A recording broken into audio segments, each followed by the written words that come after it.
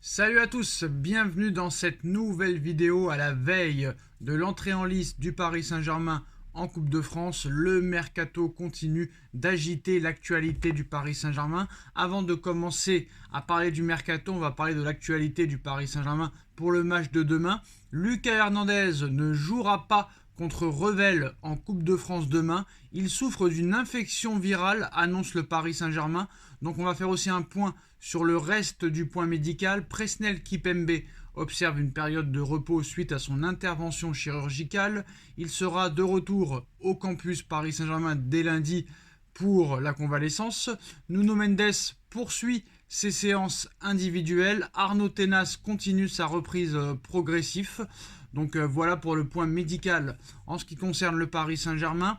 Du côté des blessures aussi, Milan Skriniar sera opéré la semaine prochaine à l'hôpital Aspetar de Doha, annonce le Paris Saint-Germain. Il est victime d'une luxation des péronniers latéraux de la cheville gauche. Donc voilà, Milan Skriniar ne devrait plus revenir au Paris Saint-Germain pour la deuxième partie de saison. Et on va passer maintenant à Luis Enrique qui parle du mercato. On lance le mercato pour cette vidéo. Luis Enrique sur le mercato en conférence de presse d'avant-match qui nous dit « Le mercato se termine le 1er février. Nous sommes le 6 janvier. Nous sommes toujours prêts à amener du talent pour améliorer l'équipe. C'est évident. Mais je le redis, j'ai un effectif de très haut niveau avec 2 joueurs par poste. J'aimerais bien savoir qui c'est le deuxième latéral gauche. Parce que pour le moment, Nuno Mendes n'est toujours pas revenu officiellement. Donc on verra ce qui se passera, mais en tout cas, ça se sent, ça se voit qu'il veut de nouvelles recrues. Et peut-être que le Paris Saint-Germain va exaucer son souhait. Alors, avant le mercato, le Paris Saint-Germain aurait budgété 60 millions d'euros pour recruter cet hiver. C'est surtout au milieu que Paris prospecte. Le club veut un joueur qui soit en mesure de ratisser large, avec un bon pied, capable de mettre de l'impact physique également. Et il veut surtout ne pas se tromper de choix. Et le choix se nommerait Bruno Guimaraes. Avant de parler de Bruno Guimaraes, Cher N'Dour, milieu de terrain d'ailleurs, n'intéresse pas Braga, contrairement à ce qui a été annoncé ces dernières heures. Par exemple, Cher N'Dour aurait pu être titulaire demain contre Revel, mais malheureusement, M. Enrique ne l'aime pas trop. Alors, en ce qui concerne Moscardo aussi, le Paris Saint-Germain se montre optimiste pour que Gabriel Moscardo signe son contrat dès son retour de blessure. En attendant, Paris va suivre avec beaucoup d'intention le protocole médical du Brésilien. Alors, vous vous rappelez, le PSG veut réellement recruter Bruno Guimaraes cet hiver, annonce Marcelo Blecher. La négociation dépend du feu vert du joueur. Paris s'est renseigné auprès de Newcastle. Clause de 116 millions d'euros payable en 3 fois. La vente peut être intéressante pour le club anglais qui ferait face à des problèmes dus au fair play financier. Tout dépend de Bruno Guimaraes, sa volonté déterminera si oui ou non le transfert peut se conclure. Le Paris Saint-Germain pousse très très fort, insiste Marcelo Blecher.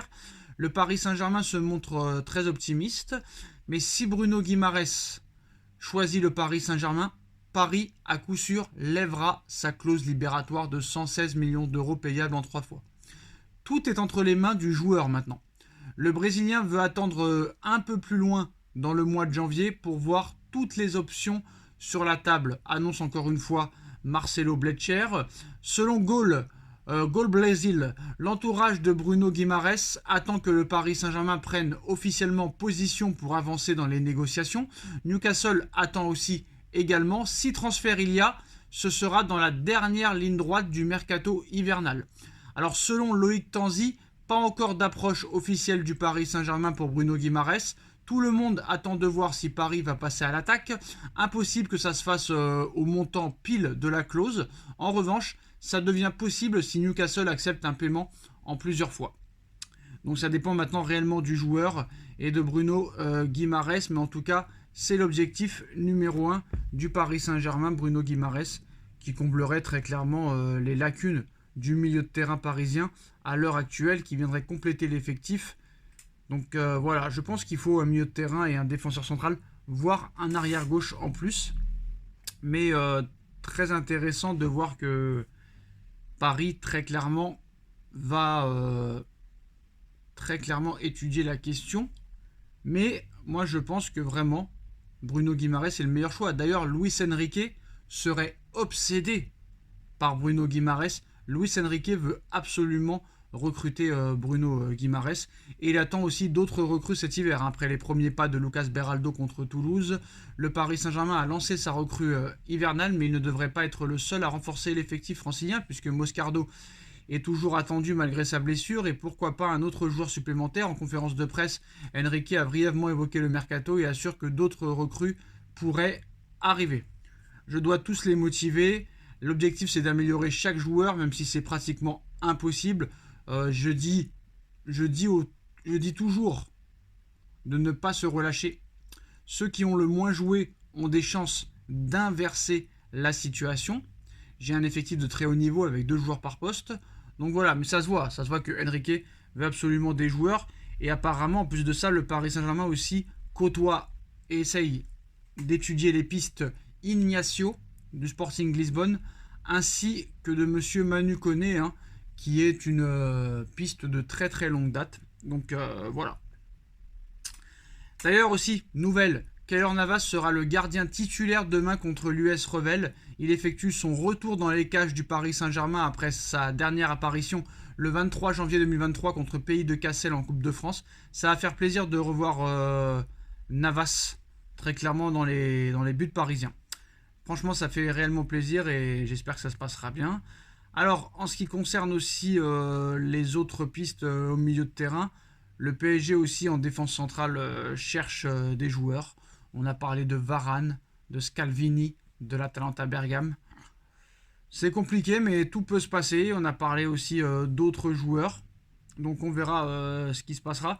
Mais ça va vraiment beaucoup bouger d'ici le 31. D'ailleurs, concernant Guimaraes, Fabrizio Romano, expert en mercato, nous a expliqué que je ne suis pas au courant de quoi que ce soit sur un accord avec le PSG pour Bruno Guimaraes. Newcastle veut que Bruno soit un élément clé de leur projet, mais aucune négociation concrète jusqu'à présent. À ce stade, pour l'instant, c'est très calme, mais ça risque peut-être de se remuer d'ici quelques jours, voire quelques semaines. Donc voilà. D'ailleurs, apparemment, il paraît que la femme de Bruno Guimaraes adore la ville de Paris, ce qui pourrait constituer encore une fois une chose très intéressante parce que c'est vrai qu'à Newcastle, c'est un peu comme Manchester, il n'y a pas grand chose à faire, mais bon, c'est pas réellement une bonne nouvelle pour le PSG parce qu'on connaît les Brésiliens. Paris, ils aiment bien les boîtes de nuit. D'ailleurs, Antero Henrique, ancien directeur sportif du Paris Saint-Germain, pourrait être un élément majeur dans la possible signature de Guimaraes au PSG. L'ancien directeur sportif suivait le Brésilien déjà à l'époque et il dispose toujours de bonnes relations avec plusieurs parties proches, en plus d'être très ami avec l'émir du Qatar, propriétaire du PSG, et Nasser Al-Khelaifi, le président. C'est une information Marca. Dites-nous en commentaire ce que vous en pensez. On like, on partage, on commente, on s'abonne. Et on se retrouve très vite pour une nouvelle vidéo. Tchuss.